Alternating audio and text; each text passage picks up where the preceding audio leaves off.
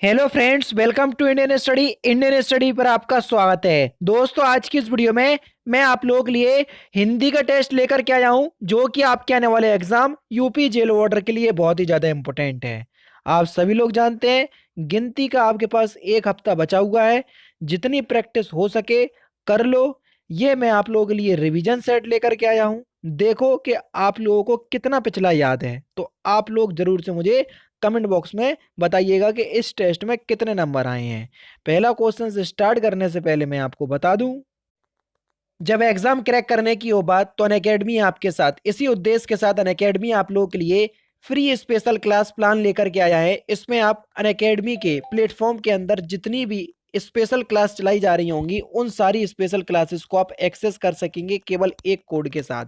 क्योंकि आप सभी लोग जानते हैं, मैं यूपी ट्रिपल एससी कैटेगरी को देखता हूं, तो मैंने पहले ही सिलेक्ट कर लिया है। आपको कुछ नहीं करना है, आपको इस 3 डॉट पर क्लिक करना है जो कि आपके सामने है।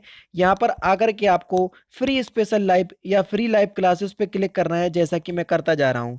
फिर यहाँ पर आप लोगों के लिए सारी फ्री स्पेशल क्लासेस यहाँ पर रखी गई हैं। आपको जैसे हिंदी सीखना है तो यहाँ पर मैंने हिंदी की क्लासेस पे टिक किया। यहाँ पर आपको कोड डालना है, कोड डिस्क्रिप्शन में लिखा हुआ है। अपने चैनल का नाम है इंडियन स्टडी। बस जैसे ही आप इस कोड को फिल करेंगे तो ये जो है अनलॉक हो जाएगा। देख लीजिए, आपके सामने ये अनलॉक हो चुका है। अब अनअकैडमी के यूपी ट्रिपल एससी कैटेगरी के अंतर्गत जितनी भी फ्री स्पेशल क्लास चलाई जा रही होंगी, उन सभी को आप एक्सेस कर पाएंगे। तो चलिए देख लेते हैं दोस्तों पहले क्वेश्चंस की तरफ। हिंदी का क्वेश्चन है दोस्तों, 41 से 43 तक आपको विलोम शब्द बताना है। ठीक है, तो आज आप लोग के लिए बढ़िया हिंदी लेकर के आए हैं, तो जल्दी से बताइए कि अक्षत का विलोम शब्द क्या हो जाएगा। क्वेश्चन नंबर 41, सिंपल क्वेश्चन है, जल्दी बताइए। विलोम शब्द आपको देखने को जरूर मिलने वाले हैं आपके एग्जाम में। तो अक्षत का विलोम शब्द हो जाएगा विक्षत। यानी कि इस क्वेश्चन का तीसरा ऑप्शन बच्चों बिल्कुल करेक्ट हो जाएगा। कौन सा? तीसरा ऑप्शन। अभिग का विलोम शब्द हमको बताना है। अभिग का विलोम शब्द हमको बताना है कि अभिग का विलोम शब्द क्या होगा। जल्दी बताइए डियर स्टूडेंट, क्या आप लोगों का सही आंसर क्या हो जाएगा।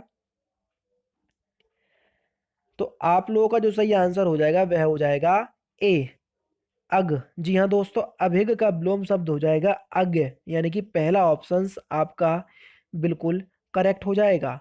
नेक्स्ट क्वेश्चंस की तरफ चलते हैं। नेक्स्ट क्वेश्चंस, इष्ट का विलोम शब्द क्या होगा। इष्ट का विलोम शब्द क्या होगा। इष्ट का विलोम शब्द, तो इष्ट का विलोम शब्द हो जाएगा अनिष्ट। यानी कि दूसरा ऑप्शन बिल्कुल करेक्ट। इष्ट का विलोम शब्द क्या हो जाएगा। अनिष्ट, दूसरा ऑप्शन बिल्कुल करेक्ट। क्वेश्चन नंबर 40 और 44 में सही वाक्य को आपको चुनना है। यानी कि 3 क्वेश्चंस हैं आप लोगों के, सही वाक्य को आपको चुनना है। देख लीजिए 4 ऑप्शंस आपके सामने, इन 4 ऑप्शंस में से एक वाक्य जो है, एक ऑप्शन जो है बिल्कुल शुद्ध है, उसी ऑप्शंस को हमको सुनना है। ठीक है, तो जल्दी से बताइए दोस्तों क्वेश्चन नंबर 44। तो 44 का पहला ही ऑप्शन बिल्कुल करेक्ट हो जाएगा, अंकुर 7वीं कक्षा में पढ़ता है।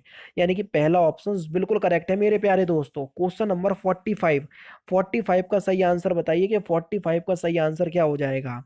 क्वेश्चन नंबर 45, तो 44 का सही आंसर हो जाएगा सी, बिल्कुल ठीक। अपने आप, सॉरी, आप अपने घर जाएं। यानी कि इस क्वेश्चन का तीसरा ऑप्शन बिल्कुल करेक्ट है, आप अपने घर जाएं, तीसरा ऑप्शन बिल्कुल करेक्ट है।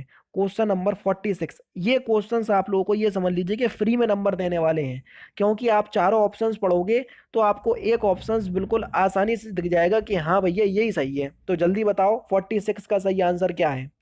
तो 46 का सही आंसर हो जाएगा आपका आशीर्वाद आवश्यक है। और देख लो आशीर्वाद किस प्रकार से लिखा है, कभी कभी यही पूछ लेते हैं कि शुद्ध वर्तनी बताओ आशीर्वाद की।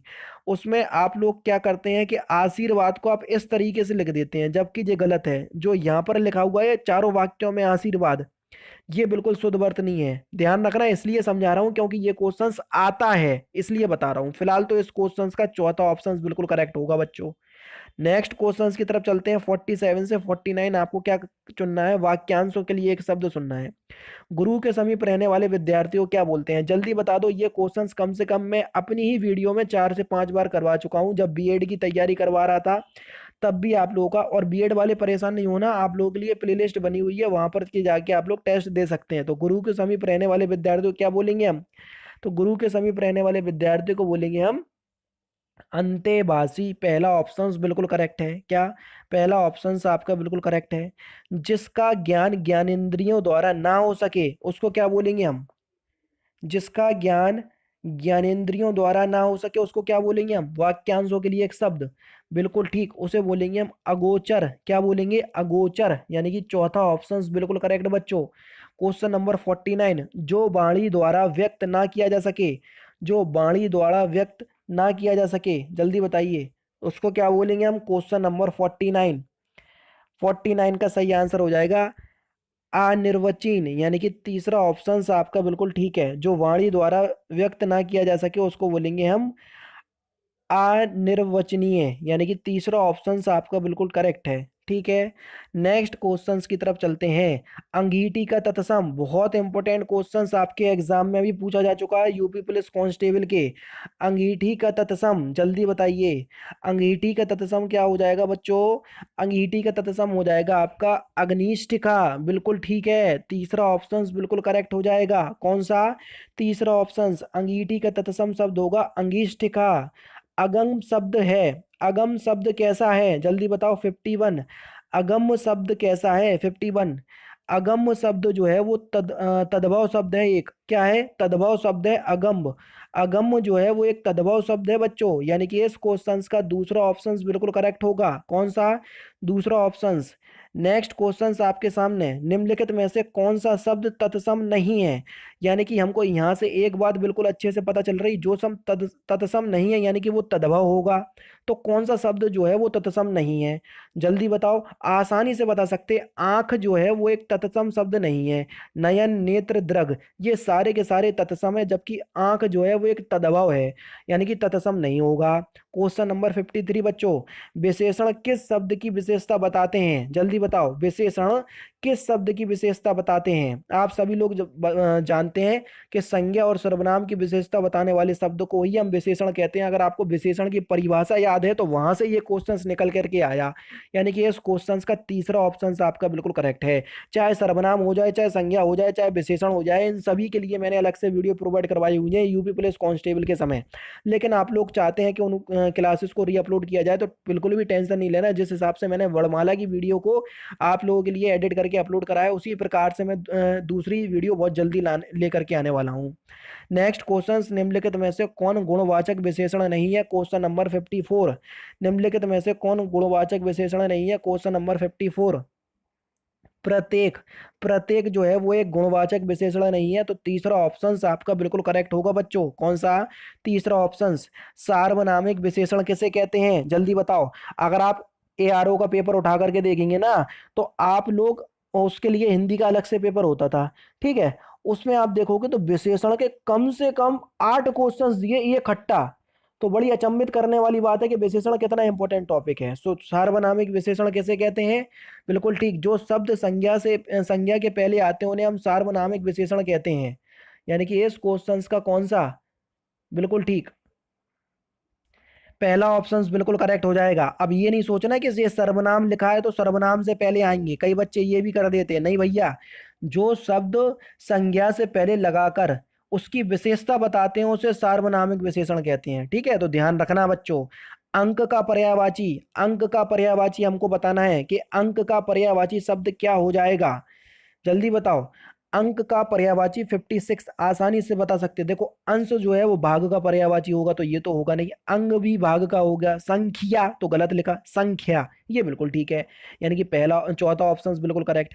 अव्यस्त का पर्यायवाची जल्दी बता दो बच्चों। अव्यस्त का पर्यायवाची 57, तो अव्यस्त का पर्यायवाची होगा आदि। अव्यस्त का पर्यायवाची क्या हो जाएगा? आदि, तीसरा ऑप्शन बिल्कुल करेक्ट। उज्ज्वल का समानार्थी शब्द क्या है? उज्ज्वल का समानार्थी शब्द क्या है? 58, उज्ज्वल का समानार्थी शब्द, तो धवल जो है वो उज्ज्वल का समानार्थी शब्द होगा। क्या? धवल, दूसरा ऑप्शन बिल्कुल करेक्ट। कतिपय का समानार्थी शब्द, कतिपय का समानार्थी शब्द 59, कतिपय का समानार्थी शब्द 59, तो कतिपय का समानार्थी शब्द हो जाएगा कुछ, यानी कि चौथा ऑप्शन बिल्कुल करेक्ट। कौन सा? चौथा ऑप्शन आपका बिल्कुल करेक्ट हो जाएगा बच्चों। नेक्स्ट क्वेश्चन, संवाद शब्द में कौन सा उपसर्ग है? 50 बार बता चुका हूं, उपसर्ग किसी भी शब्द के आगे लगाए जाते हैं जबकि प्रत्यय पीछे लगाए जाते हैं। तो संवाद शब्द में कौन सा उपसर्ग होगा? जल्दी बता दो। बिल्कुल ठीक, संवाद शब्द में आपका जो उपसर्ग होगा 60 का सही आंसर क्या हो जाएगा? बी। समझ रहे? बी ऑप्शन बिल्कुल करेक्ट होगा। सम क्या होगा? सम। बी दूसरा ऑप्शन बिल्कुल करेक्ट। जागृति शब्द में प्रत्यय बताओ। वो तो लाइन से आते उपसर्ग प्रत्यय, समझ रहे हैं? प्रत्यय किसी भी शब्द के पीछे लगाए जाते हैं। अगर आप लोग कंफ्यूज होते हैं, देखो प्रत्यय, प्रत्यय में क्या आ रहा? पा आ रहा, और पा से पीछे, पा से प्रत्यय। तो यहां से हमको एक चीज याद हो गई कि प्रत्यय तो जो है वो पीछे लगते हैं, तो बचा क्या? उपसर्ग, वो आगे लगेंगे। समझ रहे? तो इस तरीके से मैंने याद किया हुआ, इसी तरीके से आप लोग याद कर लोगे तो आप लोगों को एग्जाम में कंफ्यूजन नहीं होगा। तो जागृति शब्द में कौन सा प्रत्यय है? बिल्कुल ठीक है, जागृति शब्द में आपका इति प्रत्यय है, यानी कि तीसरा ऑप्शन बिल्कुल करेक्ट। आप बीती शब्द में कौन सा समास है? जल्दी बताइए, आप बीती शब्द में कौन सा समास है? आप पर बीती, आप पर जो बीती जाती है उसको बोलते हैं आप बीती। और जहां पर कारक चिन्हों का भी बोध होता है वहां पर आपका क्या हो जाता है? तत्पुरुष समास। तो आंख बंद करके आप लोग तत्पुरुष समास लगा दो। समास की वीडियो प्रोवाइड करवाई हुई है, अगर आप चाहते हैं दोबारा मैं आप लोगों के लिए समास की वीडियो प्रोवाइड करवाऊं तो कमेंट बॉक्स में आप लोगों का सपोर्ट चाहिए कि आप लोग कमेंट करके बताइए मुझे, ठीक है? दोकाल का उपसर्ग बताइए। उपसर्ग किसी भी शब्द के कहाँ लगाए जाते हैं? जल्दी बोलो। बिल्कुल ठीक, आगे लगाए जाते हैं। तो दुकाल का उपसर्ग क्या हो जाएगा? बिल्कुल ठीक, दू जो है वो आपका एक दुकाल का उपसर्ग होगा, यानी कि तीसरा ऑप्शन बिल्कुल करेक्ट। नेक्स्ट क्वेश्चन थोड़ा सा जूम कर लेते हैं। निर्जन का सही संधि विच्छेद बताओ। निर्जन का सही संधि विच्छेद 64, आसानी से बता सकते हैं अगर आपने संधि पहचान ली। बिल्कुल ठीक, विसर्ग संधि है, और एक ही ऑप्शन में हमको विसर्ग दिख रहा है, चौथे ऑप्शन में, तो ज्यादा हमको कठिनाई की जरूरत नहीं पड़ी यहाँ पर। अंधे की लकड़ी का क्या अर्थ है? जल्दी बता दो। ये एक मुहावरा है। अंधे की लकड़ी का अर्थ क्या है? Question number 65। तो अंधे की लकड़ी का अर्थ है आपका एकमात्र सहारा, यानी कि इस क्वेश्चन का दूसरा ऑप्शन आपका बिल्कुल करेक्ट है। एक पंथ दो काज कहावत का अर्थ क्या है? आसानी से बता सकते, बहुत सिंपल लोकोक्ति ये तो दी है आपकी। जल्दी बताओ। एक पंथ दो काज का अर्थ हो जाएगा एक साथ दो काम होना, यानी कि इस क्वेश्चन का दूसरा ऑप्शन बिल्कुल करेक्ट।